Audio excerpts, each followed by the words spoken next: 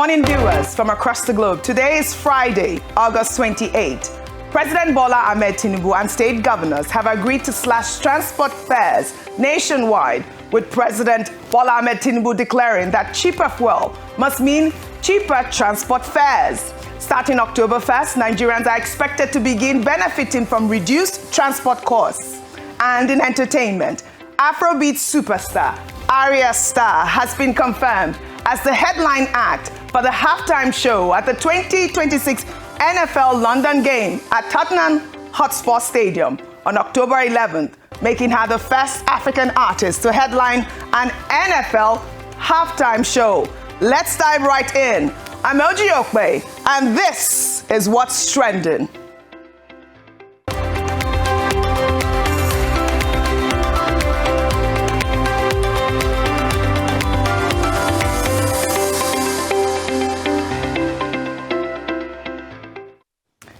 Now, before we dive deeper, let's see what you're talking about right now. We've been tracking conversations on X, Facebook, our YouTube live feed, and of course, Leke. And three stories are dominating your timelines this morning.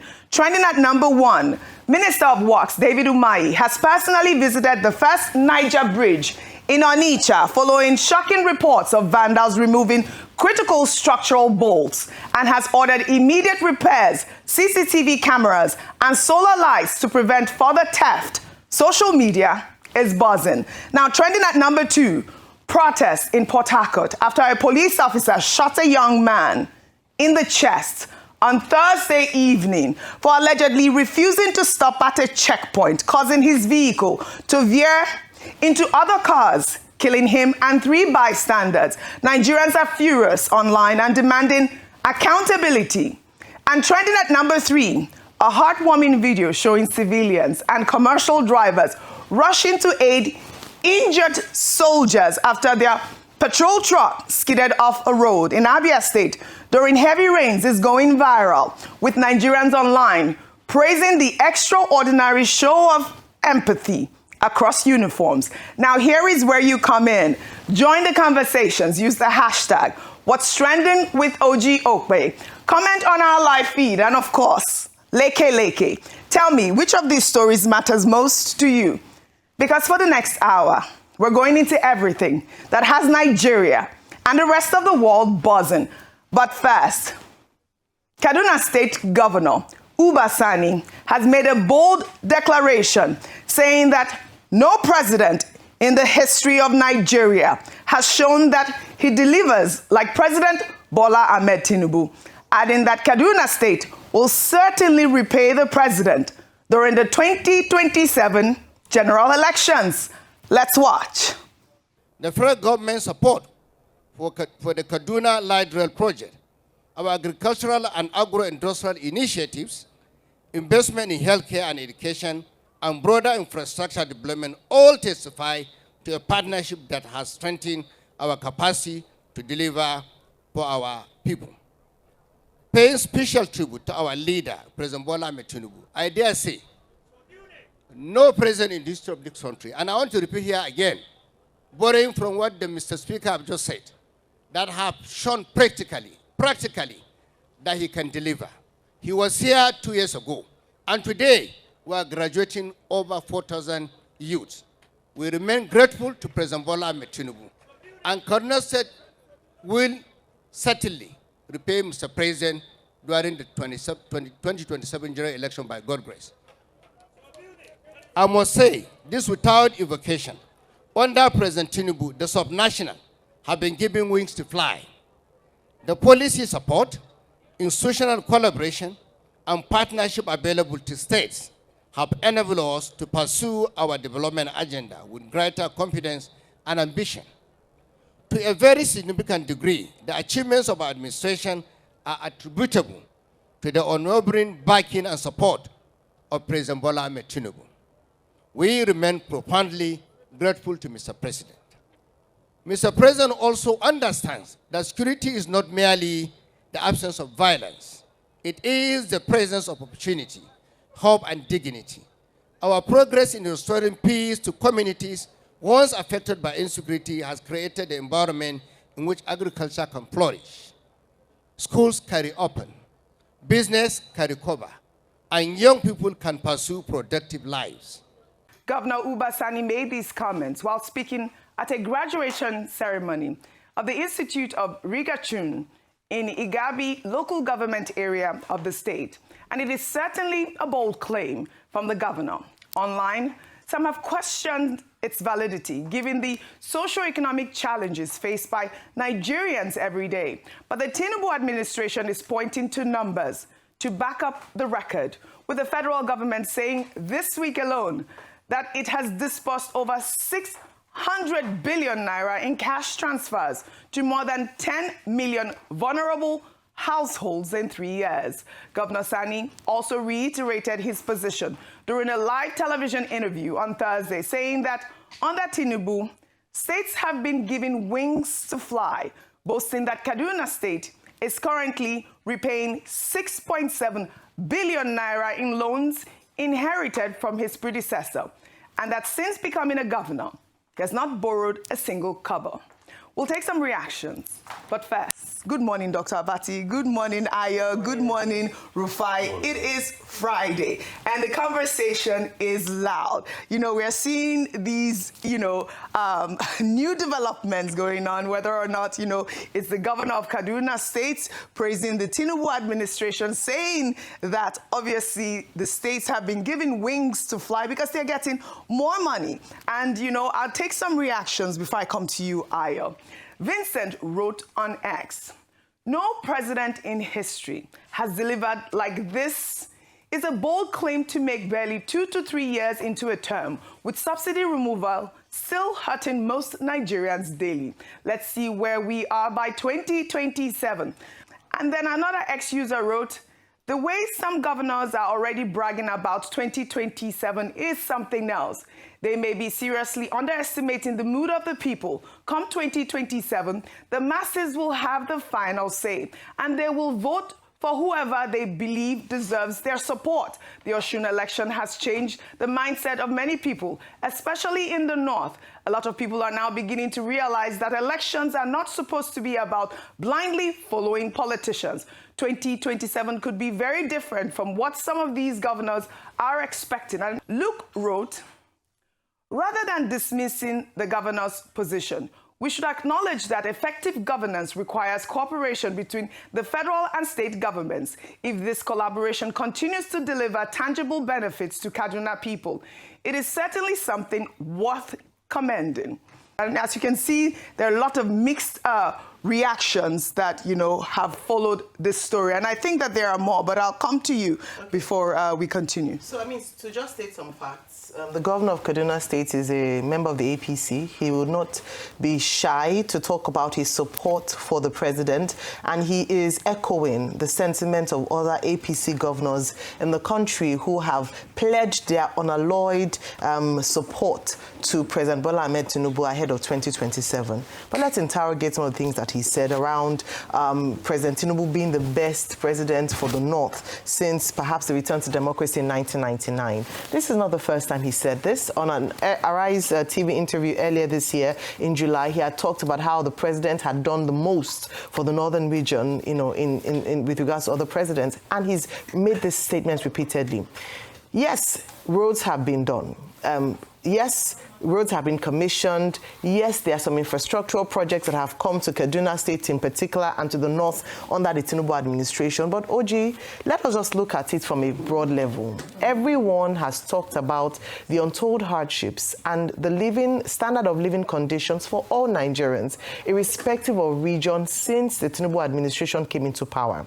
Now, in the last days and leading up to the 2027 elections, we're now seeing proposals and interventions to help the poorest of the poor in Nigeria have some form of safety net against these policies. Some people have asked, is this timing too close to election, and why wasn't this done before now? Then a big case would be security. I know you might be taking, the SBM Intelligence has released their report on the kidnapping economy, but I just wanted to extract something here. Kaduna State is the third state of all the states in the number of victims of kidnapping. So when we talk about security, you cannot talk about a state that's thriving or people that are enjoying the dividends of democracy if they are not guaranteed the security of their lives and property. And so, yes, the president, and two truths can exist at once. Yes, he might talk about the gains of this administration, but the truth is that the Nigerian people and the northern region would have to answer the question, is this enough? No president has come into power without doing anything for the people. But the bigger question is that, is there room for more to have been done? What about schools, out-of-school children? These are the real issues. Jobs, I keep talking about jobs created. These are the real issues that measure the success of any leader to his people, to his people in any community. But the ballot will tell whether or not the North favors this administration based on what they have done for them so far. All right. You know, like I highlighted, the federal government, I believe it was Tuesday or Wednesday, that they released a statement from the Ministry of, I believe, Humanitarian Affairs, saying that they had disbursed about 600 million naira to 10 million households. Of course, there will be some reactions to that, and I'll take one. Lek Dung wrote on X. He wrote, how did they share the funds? Let them publish the names of beneficiaries and each state and local government areas. 600 billion naira distributed without any impact on the level of poverty in the country speaks volumes. And you can understand why. I mean, you know, I read some other comments. People are saying that maybe it's just, you know, the governors that are feeling this impact, because I don't think that there is any governor out of the 36 states that as we speak now that have not benefited in one way or the other, or have not said something good about this administration, just as the governor of Kaduna State has highlighted. And of course, reactions are trailing President Bola Ahmed Tinubu's announcement that cheaper fuel must translate into cheaper transport fares for Nigerians, setting October 1st as the target date after a meeting with the Governors Forum on Thursday. The president made the announcement on X, pointing to the CNG vehicle program, under which over 120,000 vehicles have already been converted, as the key to delivering lower transport costs. The president stated that 1,000 new CNG refueling stations are being rolled out nationwide, and that a joint federal and state committee has been set up to begin implementing fare reductions immediately. Now, Nigerians online are cautiously optimistic, but many say they have heard these promises before and are questioning whether this is a genuine commitment or politics as usual. And I'll take some reactions. Crown wrote on X, Crown Prince, cheaper fuel should mean cheaper transport fares, absolutely. But Nigerians have heard promises like this before. If the government says CNG can reduce fuel costs by 60 to 80%, the real question is, why wait until October 1st, 2026 before Nigerians feel the benefit? Transport fares are already hurting families. Nigerians need measurable reductions, not another announcement.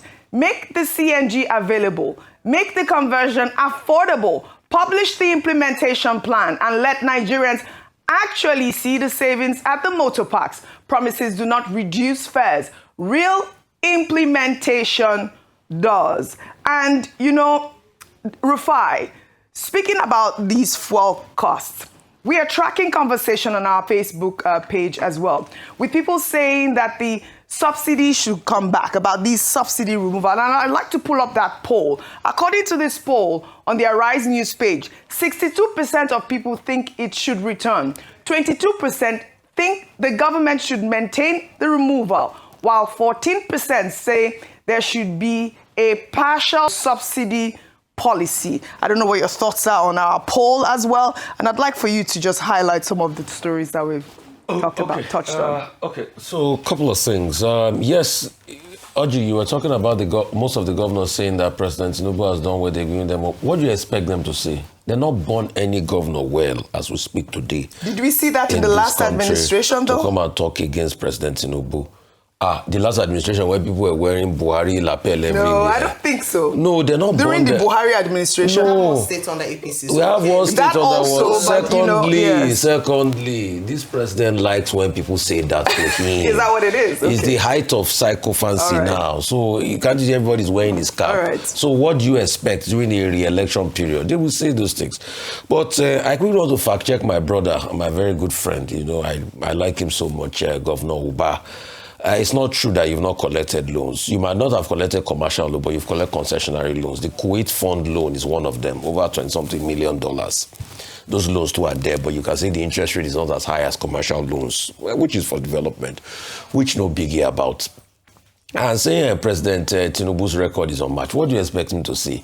He will say President Tinubu is the best thing ever.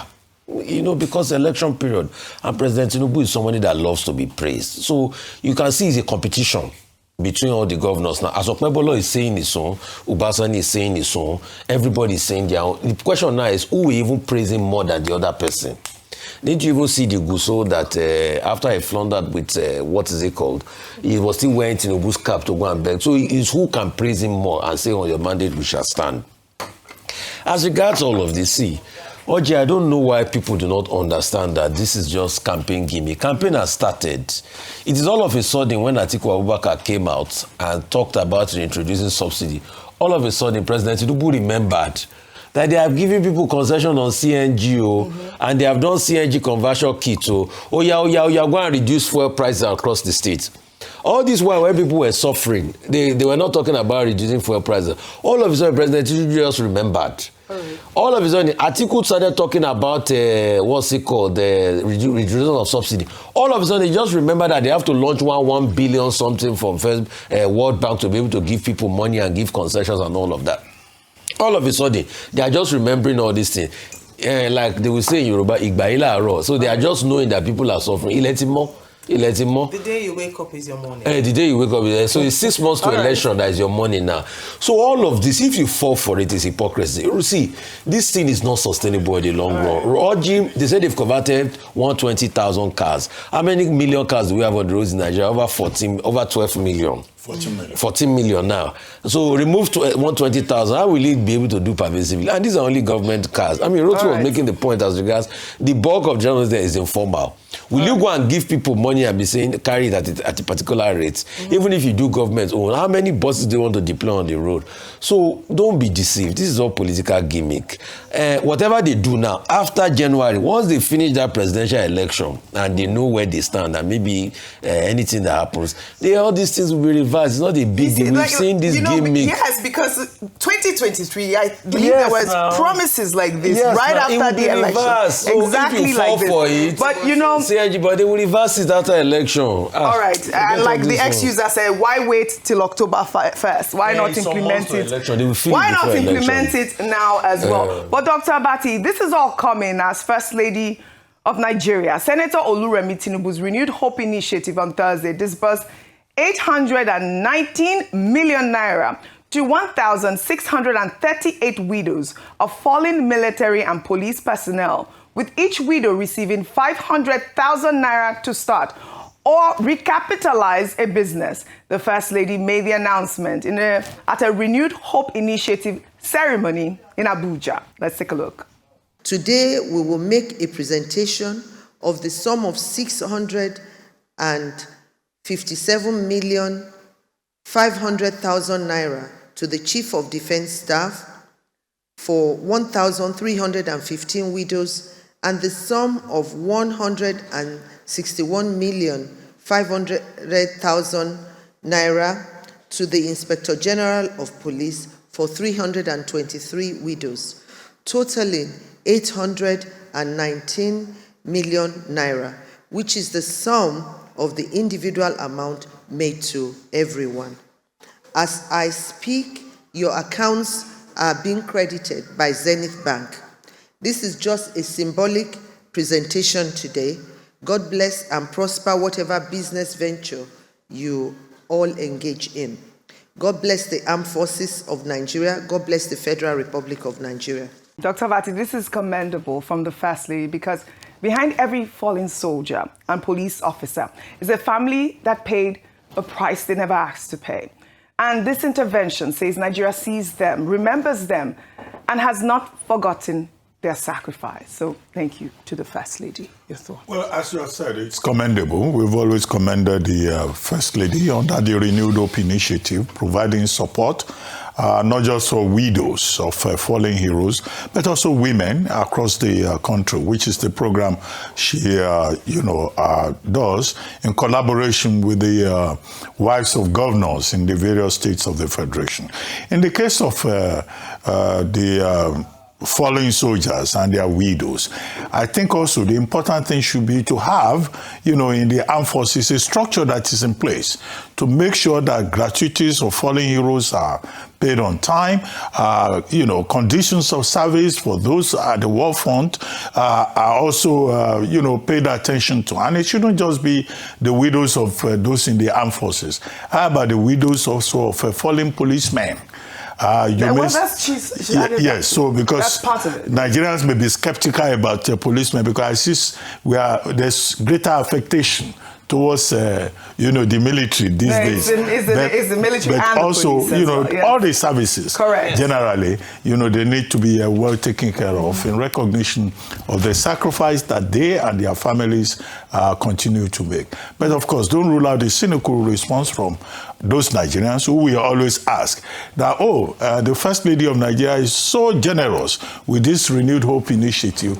Where is the money coming from? But she has answered that question over and over again. It's from donations. If you have a foundation, wouldn't you have donors? If you go to his Renewed Hope Initiative website, they are all detailed. So why not do research then? That has not stopped Nigerians from still asking that question. You said you can do that. Yeah, no, go ahead. I'll do that. The donor information is there, and I would read they're from donations. I think it's just so cynical. If somebody does right, just praise them. And this is for our military men. This is for our servicemen who have sacrificed for the nation. So I think this is commendable. Meanwhile, ADC presidential candidate Atiku Abubakar is stirring up another controversy, promising to reopen Nigeria's land borders if elected in 2027, saying the closure have severely affected economic activities in northern states bordering Cameroon, Chad, Niger Republic, and Benin Republic,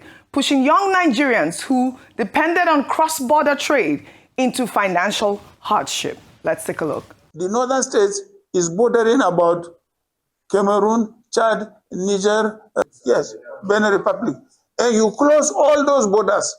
All our young men who are doing trading in between these countries, they carry goods here across, they do this, and all the what we call trans-border trade is a legitimate business. All the upcoming young men and women who used to have a capital of 10 million, 20 million, and they were employing 2-3 other people, and then all of them went bankrupt and unemployed. How can there be security? So I said, I'm going to reopen the borders, and I will. All right, this has sparked reactions. Obviously, cross-border trade has long been a lifeline for millions of Nigerians in border communities, and Atiku is speaking directly to that constituency. But Nigerians will also note that the border closures were first implemented under President Muhammadu Buhari, during whose administration Atiku was a vocal critic and has since partially reopened. The question is not just whether to reopen borders, but how to secure them while keeping trade flowing. Now, before we move to other stories, I'd like to highlight this clip of, ADC presidential candidate Atiku Abubakar during his campaign photo shoot. Let's take a look.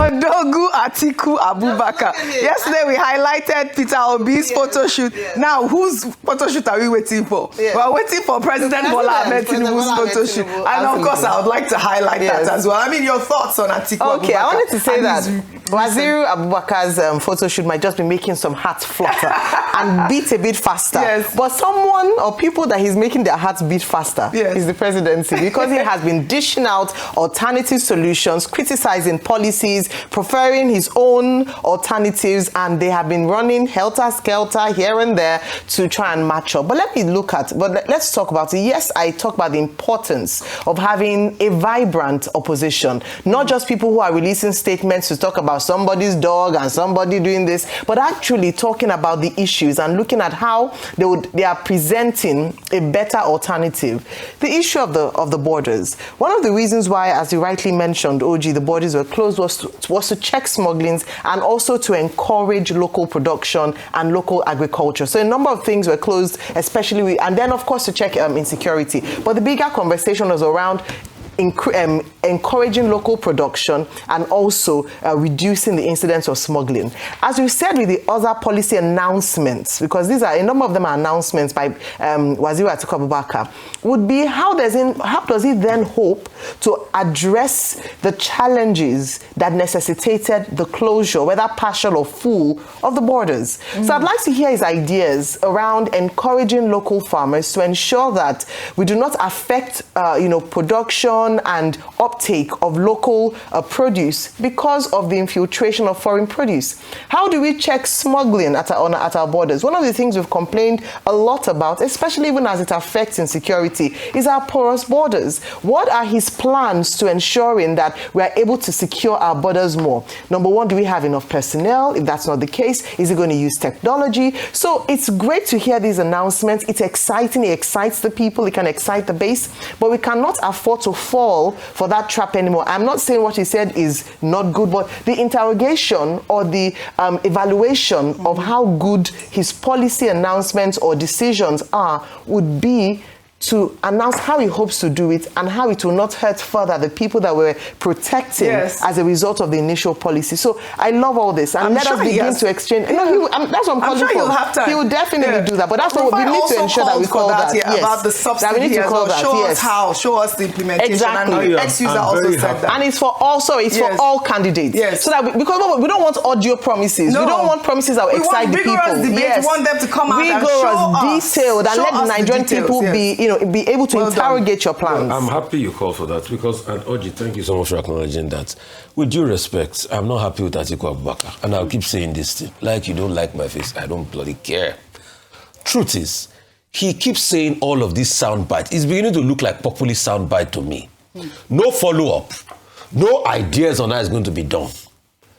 As regards the border closure, yes, you will open border. So, okay, and what? What when you open the border? What next? We all knew that President Buhari was wrong when he closed the border there. The inflation problem we are into, the President Buhari was part of this with this border closure. You know, that was when they were selling that after the border closure, rice pyramid came, and his dangbana, his lies.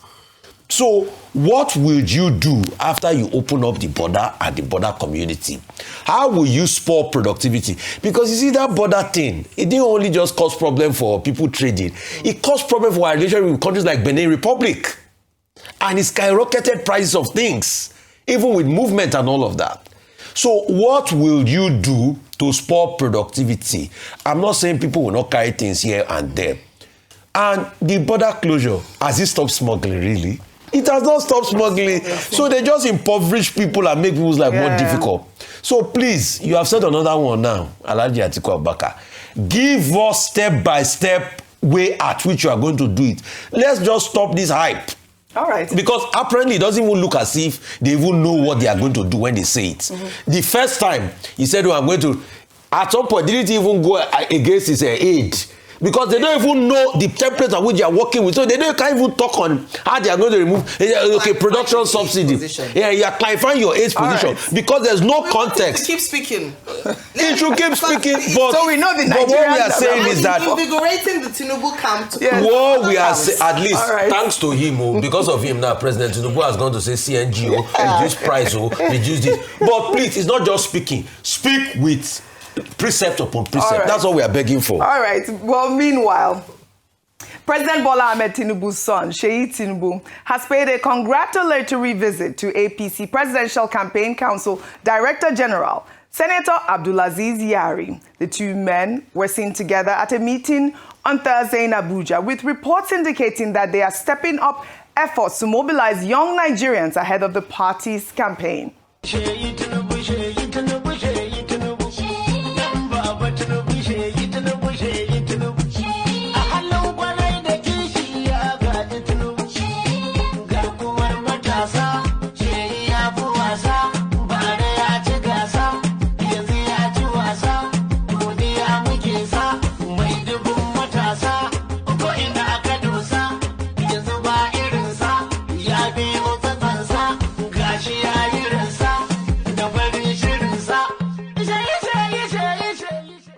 The 2027 political machinery is already shifting into gear, and youth mobilization is emerging as a major battleground. And you know, this is Sheyi Tinubu that's always campaigned for his father.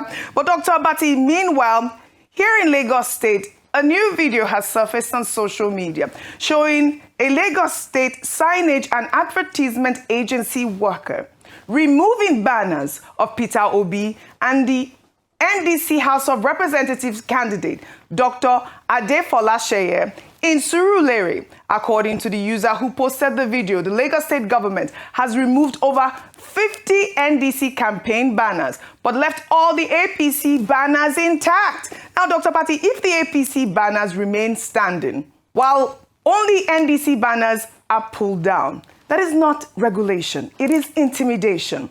Opposition parties have a constitutional right to campaign, and any state government that uses its agencies to selectively remove opposition materials ahead of 2027 must be held accountable. I have sent out these videos as well. I'd love for a response from that agency as well. Your thoughts? Well, you cannot be more correct, and this is why, you know, we keep advocating for electoral offences commission, to make sure that we take electoral offences more seriously.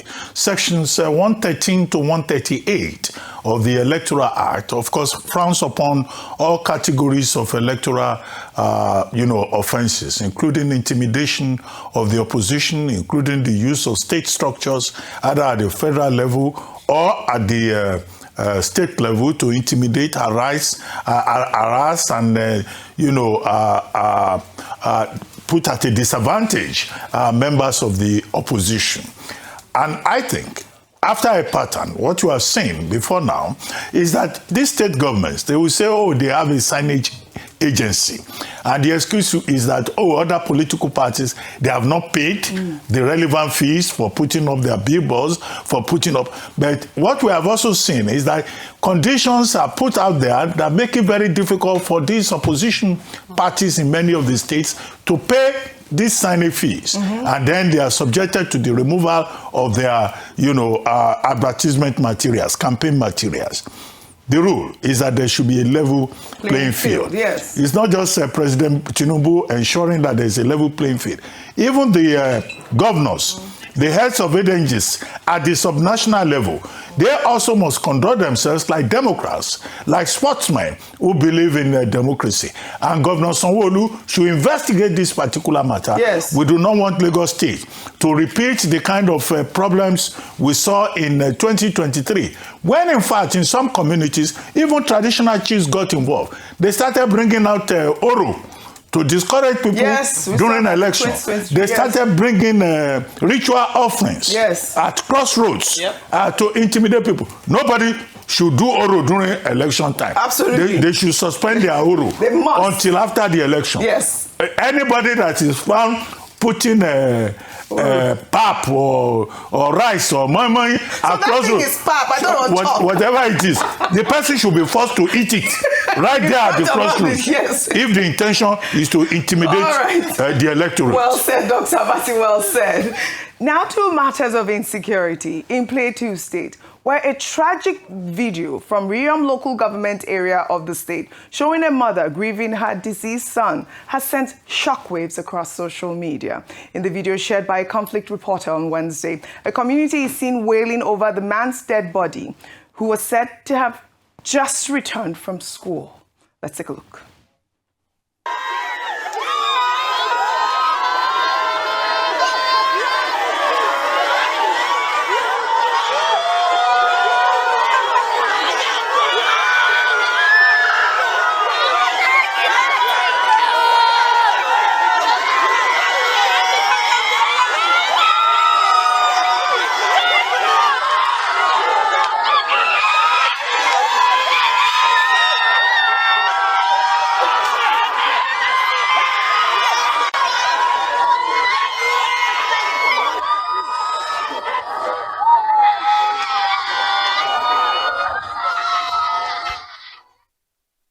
This is so difficult to witness. May his soul rest in peace. According to the reporter, terrorists stormed their village overnight on Wednesday, with videos like this highlighting the devastating aftermath. Meanwhile, in Kwara State, 163 residents abducted from Woro community in Kaima local government area of the state have finally reunited with their families after spending more than 2 weeks receiving medical care in Ilorin. The freed victims were escorted back to Kayama on Thursday, where emotional scenes unfolded as relatives welcomed them home. Now, a long-awaited reunion for the families of the 163 abductees after weeks of uncertainty and fear. These are 163 victims that were abducted during the February 3rd attack on Woro community, later regaining their freedom following a coordinated security operation in Kainji Lake National Forest Park. We're glad that these people have been reunited with their home. We're seeing on one side families, happy to get to have their children, and another side in Plateau State, families are mourning. And then you raise that report. We have that shocking new report from SBM Intelligence, which revealed that Nigeria has paid at least 7.78 billion naira in ransom to kidnappers from July 2025 to June 2026. The report, titled "The Capture of Nigeria's Kidnap Economy," showed that the number of people kidnapped across the country jumped by 66% in the course of 1 year. I mean, Rufai. I know some many people that tell you that data is wrong because you see their ear is blocked to the truth. So when they tell you that we are winning the war against insecurity, we've killed something thousand people, and we know that some of the videos of the people that they said they've killed, you remember there was a day that the military brought out a video. They said it's a new killing that just happened. They fact-checked them, discovered that it was a killing that's happened long ago. So that's the kind of fake news they said. But they will say, no, everything is happening. Oji, why we celebrate the war return? What are we celebrating? Is it the trauma of the people? Have we accounted for the people that were killed in Woro that day? Oji, let's not forget. People were first killed. They buried body all through the night. Our reporter was in Woro. They buried body all through the night. This was a killing, Oji, that was avoidable. That the terrorists wrote a letter. Once they got the letter, people went to show the security forces. Then the terrorists got to know that they showed the security forces. So this was a killing that they informed them in advance that we are coming. And they still achieved it. Right. Today we are celebrating. Do we even know if a ransom was paid or not? Because the last negotiation was that the terrorists were still handing over 100 and something million for Woro. All of a sudden we hear that they've released them because the villagers were talking to them all this while. Right. So what are we celebrating? And for Plateau, Oji, is Christian genocide. I know as I say this now, some people, they will be like earthworm when you pour salt on earthworm. All right. It's Christian genocide. Call it spade a spade. The person that was killed, was it something? No. We know these things that are happening, but when we say the truth, people don't want to hear it. And that's why we're asking all the political leaders, come out and tell us what you are doing. The person I'm even most angry with is, in all of this, Peter Obi. He's just be keeping away from all of this argument. Come and argue. Come and debate. Come and debate. You've told us we are going to keep subsidy. How are you going to keep it? What are you going to do? Come and tell us your own side of all of this. Right. All the other candidates, let them tell us. Because you see, we don't want people that when they get into power, trial by error. We said this thing last election. When President Tinubu didn't come out to debate, we were shouting it. They say your mouth is smelling. Who the hell do you think you are? Has it not come home to roost now? All right. Peter will be you too, yeah? Come and tell them, please. Quickly. Come and tell them. So 93.7% of these adoptions happen in the north. I couldn't say it in the first part when I was talking about the north. And the fact that the percentage of ransom collected has increased significantly from 5.35%, that is it, to 34%. It means that it is now a successful economy for these criminals. And that's why we keep pushing for arrests, not just recoveries and not just announcements of what they've been rescued. Who are the people arrested? Who are the people that have been put through the process justice system so that we actually have punitive measures? If not, we'll rescue, but we'll create an economy where people are making money from kidnapping. There's already an economy. Well, there's already an economy. 7 billion naira already paid in ransom. My heart goes out to is that, how do we guarantee the integrity of that data? Because the SBM may just be dealing with reported known cases. How about thousands of other cases not captured and not documented? And most families, even state governments, are not willing, are not likely to come forward and say, oh, this is a reporting center, we paid so amount. At best, this is an estimate. What we must continue to insist upon is that this environment should be safe so that people do not have to buy, their own persons when they have been disappointed by institutions of state. All right. I mean, the estimate are quite shocking. I mean, imagine this is just an estimate. Really. My heart goes out to the woman and her family and all those who have lost their lives in this damning insecurity in Nigeria. Meanwhile, reactions are still trailing the 2026 NBA conference in Port Harcourt, with human rights lawyer Femi Falana questioning the association's decision to invite activist Very Dark Man as a panelist, saying discussions on national security should involve people with relevant experience.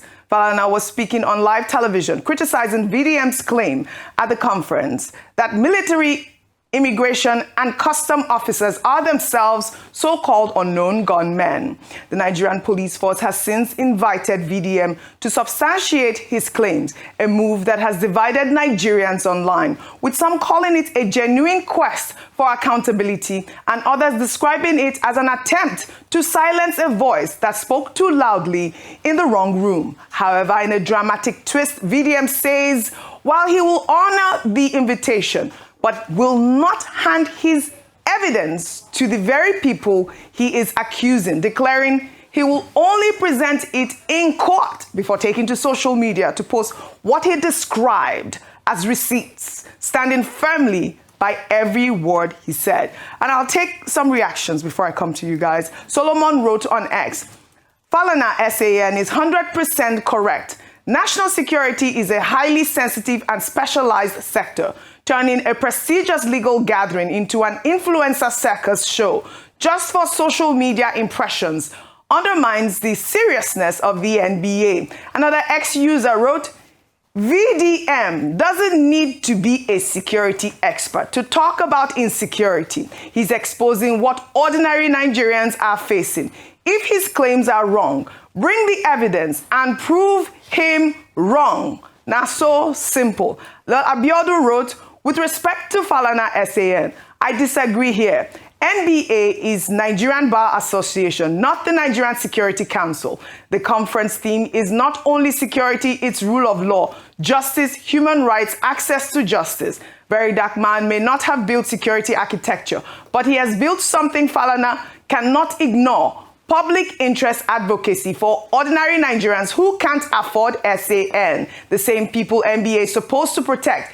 If NBA invites only SANs and generals to talk about security, it becomes echo chamber, bringing an influencer who documents police extortion, prison conditions, and gets millions of youths to discuss justice. That is security decision. Social security, NBA should not become gatekeeping. If VDM has no value. Let him speak and expose himself. But shutting him out because he is from nowhere is exactly why young Nigerians feel MBA is elitist. Your thoughts? I see you raising your hands really quickly. And God will bless you. Because we wanted to talk about this yesterday. Yes. But please, you see, for all of you that come out to condemn VDM, you are hypocrites. And you are very big hypocrites this morning. And I'm going to be very firm with you. Please, everybody watching me, go and Google and fact check me.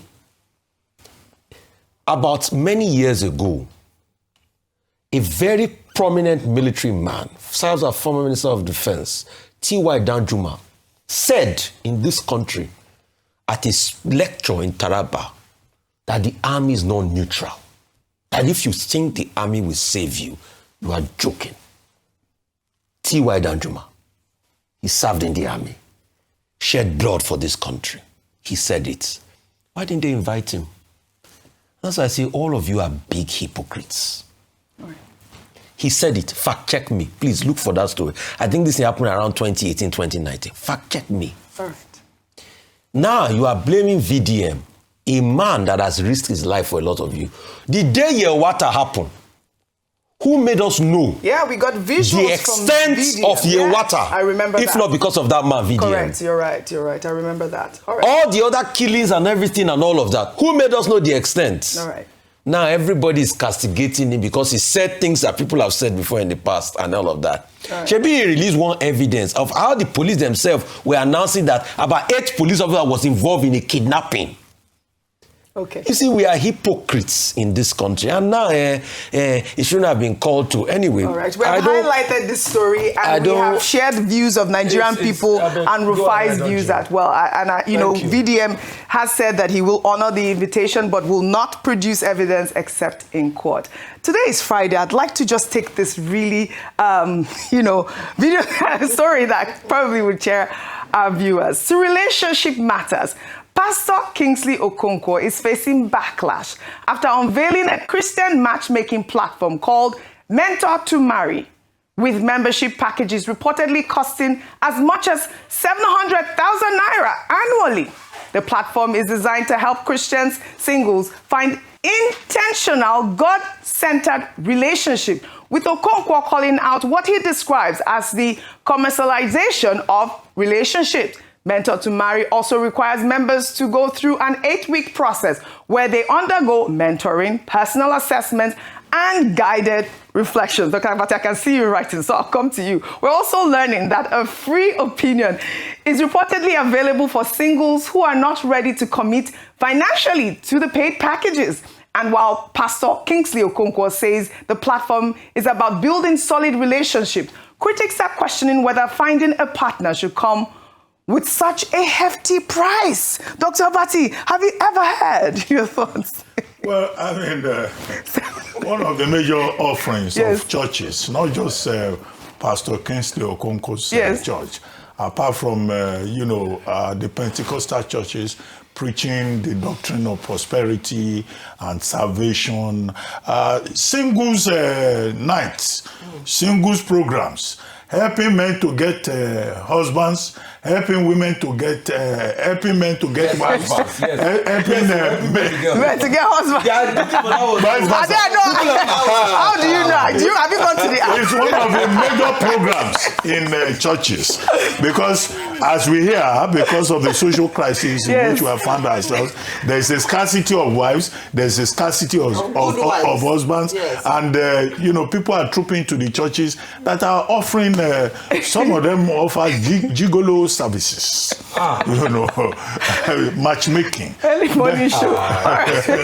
They run romance clinics. They teach gigolo services. They don't offer gigolo services. If you bring single girls together and you are helping them to look for men. Is that not a gigolo operation? I don't know why you people are saying that. In any case, whatever it is, the caveat here is buyer beware. Buyer beware. That's the caveat emptor. Okay, so people have the right to spend their money the way they deem fit. This is it. If they have to invest money to get a husband, if they have to invest money to get a wife, that is their business. However, only if it's such a commercial enterprise, yes. if a man is going to pay 700,000 naira to be matchmade. Yes, to get a wife. What percentage of that commercial enterprise is going to the Nigerian state? Dr. Martin, and this is why some people are beginning to argue that maybe churches and mosques should start paying taxes. Correct. Okay, I like that point. You've said that one. Because that would be a major source of revenue for government. Some churches have a bakeries, some churches have all kinds of. It's a personal business. So that the state can benefit. The reason I just want to talk on this is that I don't want us to shame people who use apps to look for or to make connections. True, yes. Because some people have found long lasting. I know people who met their spouses online. Yes. And they have been married for years and they're in happy homes. I don't want us to have that stigma because there's nothing wrong with men and women are difficult to find nowadays. And some people have social anxiety and these platforms. So just to mention, please, if you like, we have bachelors in around. Please go on. So the people who are looking for religious app. We have bachelors here. And good men. All right, we'll help this pastor right now. If you like names, they don't need to look far. They may not spend up to 700,000. Just by introduction. I can introduce you. Okay, I'd like to highlight our entertainment story, Rufai, go and matchmake. All right, try it and let's know. All right, let's take this one. Afrobeat sensation, this is under entertainment, techno, has sparked backlash online after declaring in a resurfaced interview from July that Fela Anikulapo Kuti is not the father of Afrobeats. Techno made these comments while speaking on the history of Afrobeats. Let's take a look. They're legends like Oliver the Coke. I don't think you know him. There's legends that made pure high life music, and high life is also Afrobeats. Because I'm from the East, and we had like legends that sang some type music that if you heard today, you wouldn't even believe this music was made in those times. And I feel like they don't know these guys, or like maybe they didn't come across. But I would say I was more inspired by them, Oliver the Coke. My dad used to play these records, and like it was so many artists that nobody knows about, And Fela gets the credit because he kind of traveled, and he was out and he had the band and he went around the world. But for me, to some people, he's the originator of Afrobeat. To me, there's a bunch of them. There's a lot of them. Legends that no one speaks about. All right, this conversation is huge. I don't know if he meant Afrobeats or African music because, people have discussed whether or not the genre he's speaking about is Afrobeat. We've always known. What is the father, the founder? Right, all right. I wish we had time to discuss this conversation. I would have loved a little, addition from everyone. Father of Afrobeats, Fela. Father of Afrobeats. Nobody can take anything away from Fela. Fela lives. Fela is immortal. So all these arguments about my father is bigger than Fela is irrelevant. Conversation. We'll take our final story now. Afrobeat superstar Asake shut down the Barclays Center in Brooklyn, New York on Wednesday evening, electrifying the crowd with his performance, singing a melody of his hit songs, including Lonely at the Top. Let's take a look.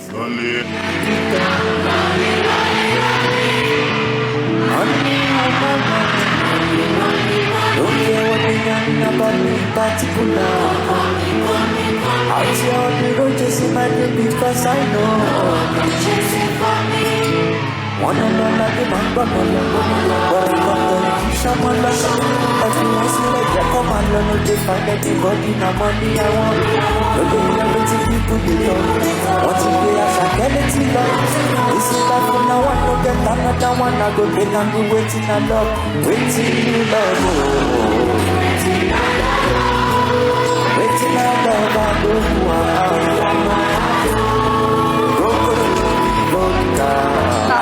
Mr. Bonnie Ginger! Mr. Bonnie Ginger!